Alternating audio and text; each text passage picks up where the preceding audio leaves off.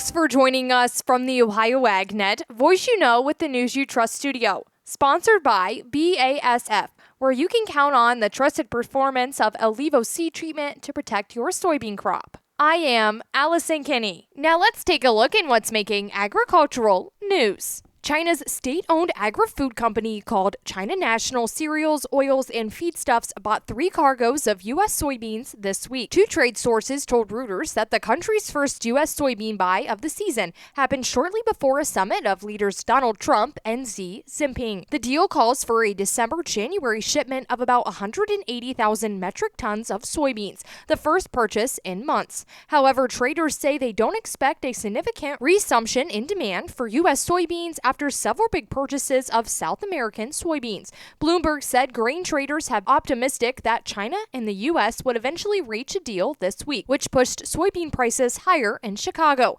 However, they are still cautious about how much China will actually purchase during this season. With weak Chinese soybean meal prices, some still question the profitability of soy imports for Chinese crushers, even if tariffs revert to pre-war levels. Now let's head to Indianapolis, where the Ohio AgNet coverage of the National FFA Convention this week is brought to you by Wilmington College. Explore your options at wilmington.edu. We continue our 2025 National FFA Convention coverage by talking with some of the state officers representing the Buckeye State, and it's so good to have 2 of them here with us because they're staying busy. It's not just a time for them to come and talk with their fellow FFA members from Ohio and around the country, but also to get some business done, and that's what we're going to talk about right now. Please introduce yourselves. Yep. Hello, everyone. My name is Taylor Johnson, and this year I'm honored to serve as the Ohio FFA State Treasurer.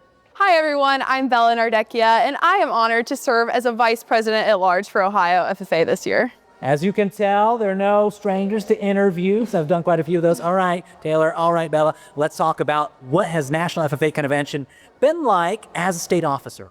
Okay, so for my team specifically, we rolled in on Monday night and we had our kickoff meeting and a little bit look into what the week would look like.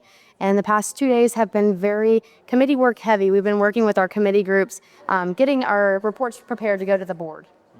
Yes, we've been working on lots of different topics that will come to National FFA in the next coming years to propose to the committee just for the betterment of National FFA. And we've also gotten the opportunity to cheer on fellow Ohioans. We have lots of different Ohio FFA members competing today in CDE and LDEs, as well as a national officer candidate. It is quite a thing, and congratulations to all those that are competing here on the national stage. Love to continue talking about that student-led organization aspect of it. It's really not just good times in the blue corduroy, but it's good times, but getting things done in committee work and more. Yeah. Any specific issues that you guys are facing, having to think about with your fellow leaders? So in my committee specifically, we're a mix from all over the country, delegates and state officers included with that.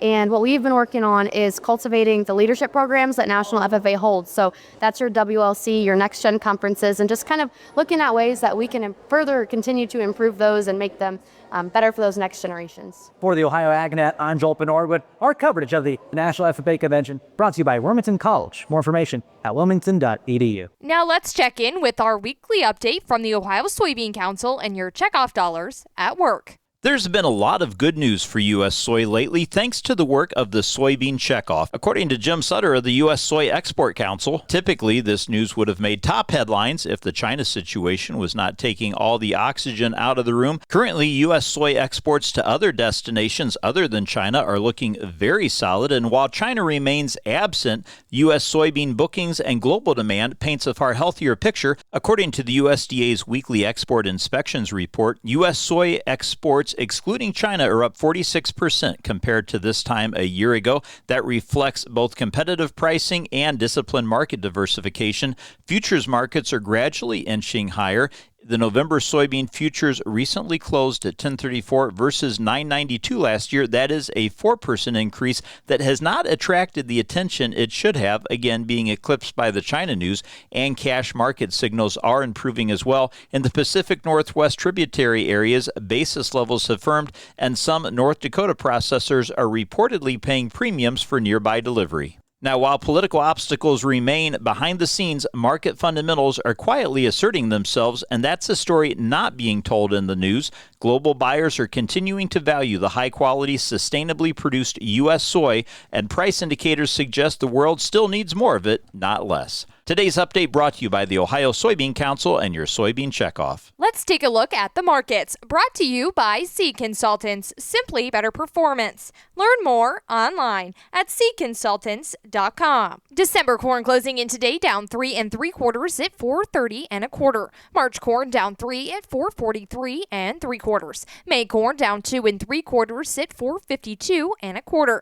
November soybeans are up 11 at 10.91 1/4. January soybeans are up 13 1/4 at 11.07 3/4. December wheat is down 8 at 5.24 1/4. July wheat is down 4 1/4 at 5.63. October live cattle are up 3.87 at 2.35.27, and December lean hogs are up 5 cents at 80.82. Thanks for joining us. You're listening to the Ohio AgNet.